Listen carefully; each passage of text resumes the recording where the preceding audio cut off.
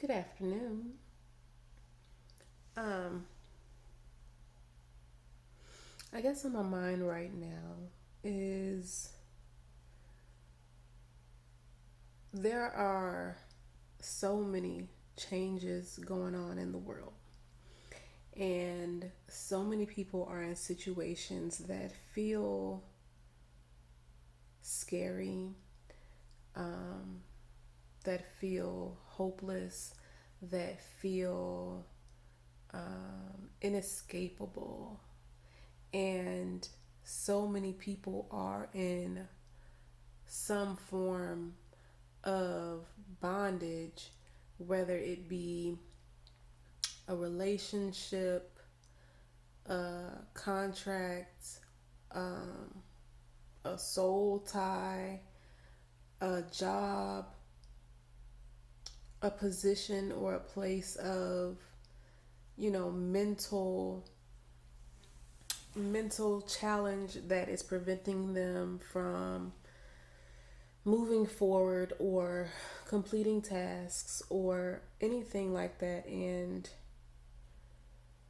I feel this and I know this because everything that I have said, I have experienced. And earlier this year, I felt that it was necessary for me to, at some point or some time, um, I guess, speak to it, talk about it, tell people how to get through something. And today, um, I'm not sure. I guess there's so much going on right now, and um, some of my experiences came to mind, and I just created a post. And when I post things, honestly, everything that I post is a note to self. It's me journaling. It's me sharing a thought I may have. It's me talking to myself to overcome a challenge. It's always something personal. And I think that a lot of people may translate a lot of others' messages as you should do this and you should do that. And I feel that I should share it because I'm always in a position or trying to learn and trying to grow and trying to develop and try to be free and peaceful and happy.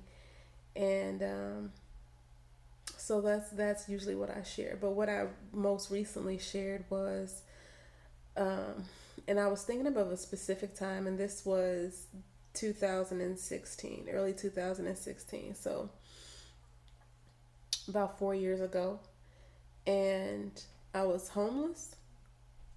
I wasn't sleeping in a car because I didn't have one, but I was sleeping with my friends at my friends' houses. I didn't have a car. I had to take the bus.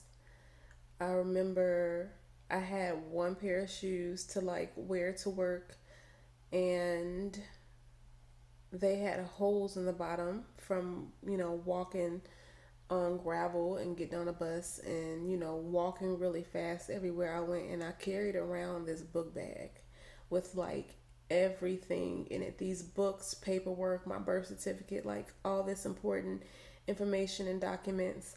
All I had were a few suitcases of clothes in this book bag and the paperwork that was in this book bag. And I was going through a divorce, and it was a situation that I had to escape. Um, and that's for a whole nother situation. But I literally had to escape this situation. Um, and it wasn't the first time I had to escape and devise a plan of escape so that I would not be harmed or detained or anything like that.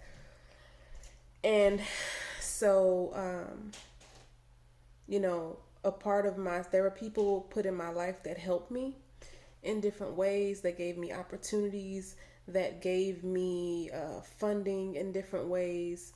And nothing was conventional, nothing was what you would expect, and nothing was short of a miracle. But It was extremely scary. You know, I didn't have my kids with me. They were in limbo from going through the divorce custody battle. They were in another state until certain decisions were made. And my strategy and part of my just what I was thinking was to go to school. So during all this time, I was, in a master's program, and I was working as a graduate assistant, as a teaching assistant, as in the program that I was in public affairs. And so much happened. There was such a struggle um, in my day to day life, but there were also so many amazing things happening in terms of the people I was working with, the people I was meeting, some of the experiences, the work experiences that I was able to participate in or organize. I was doing a lot. I was creating a lot.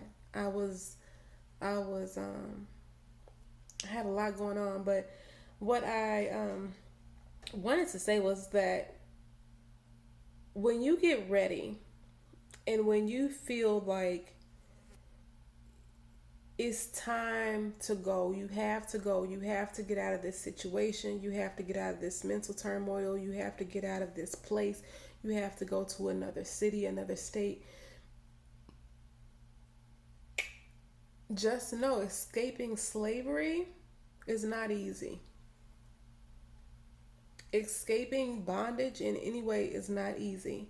If you have been in a situation where you have been bound to another individual, organization, or entity, they're going to fight to keep you. They're going to fight to keep you. So there's going to be some things you may have to leave behind. I left behind a whole home, car, clothes, computers, paperwork, books, furniture. I left behind a life more than once because I was determined to not live in that condition. And today I see the headlines. It's, Tamar Braxton and Britney Spears and, attempted suicide. And oddly enough, I am creating a communication plan for mental health awareness and suicide prevention and things of that nature. And I feel like so many people are on the precipice or the cusp of committing suicide to escape slavery, to escape this bondage, to escape real physical bondage, and then the mental bondage that's attached to it, the emotional attachments that you have to certain people. It's so much kind of to go. There's this fly that has been kicking it with me for the past few days, and he be all in my face. So excuse me. Um, see, so you don't have to kill yourself to escape hell.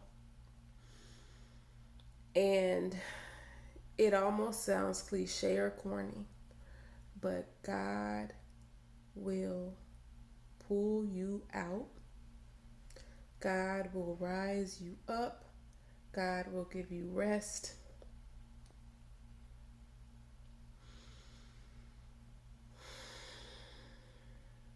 God will bring you out. It'll be scary. It'll be hard.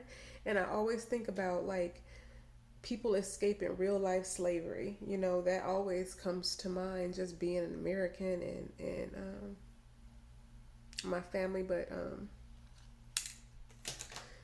emotional, but it's real.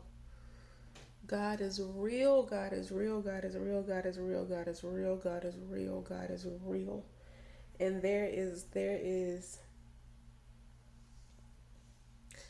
it's not a game. And you will be chased after. Just like when the Hebrews escaped slavery in Egypt.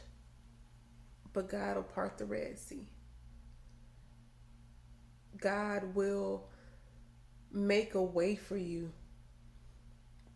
And I'm crying because I'm thinking about, and I haven't really had the full opportunity because I've been going through this stuff. For like the past 5 years, I've been going through this process of release, deliverance, salvation, freedom in so many different ways. And when I thought I was crumbling, God was doing stuff in my life. And when I say God will make a way,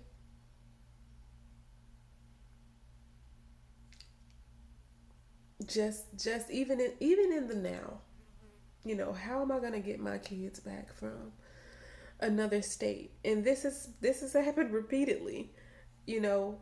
And I go online, plane tickets are $15. That has been happening to me repeatedly for the past few years. Anytime I've needed to do something, it's there. I've had times where I was late. I'm running, I'm gonna miss a flight and get to the airport and no one is there. Nobody is there. O'Hare International, Chicago Airport, nobody in any lines, nobody in a security check. I got 20, 30 minutes to get to the gate and get on the plane before it leaves. God will part the Red Sea. I have been sitting with a dime, and not knowing how I'm gonna feed my kids and open my book bag and it's a check.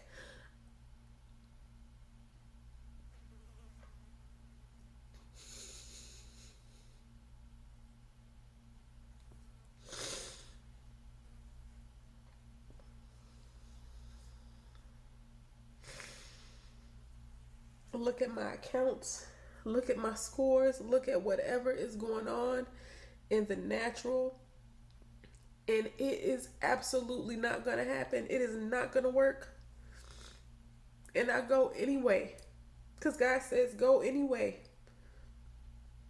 And it works and it's miracles. I remember another point of this time, because there was a time, like I said, I was homeless, and but I did have money, and to a certain extent, and I was trying to find an apartment. I was being denied, I was being discriminated against, and there's like the craziest situations was happening.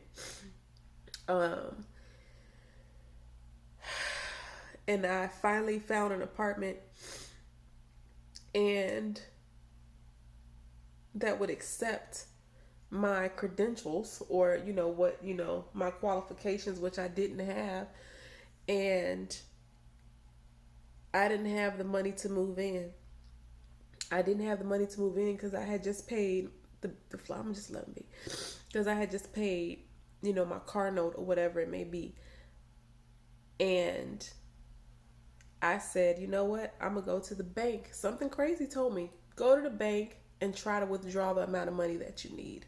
I think I needed like $600 or something like that, and I may have had 200 in the bank or something like that. And that's all the money I had to name. And I went to the bank, and I didn't really say anything to anyone. I just simply filled out a withdrawal slip for the amount of money I needed, and they gave me the money. It was in my account. And I was able to get the keys and move into an apartment. Got to the apartment, didn't have any furniture, didn't have all of these things. There was somebody living there who was moving out. She gave me a kitchen table. She gave me a vacuum cleaner. She gave me shoes. She gave me food. She gave me stuff. People gave me things, and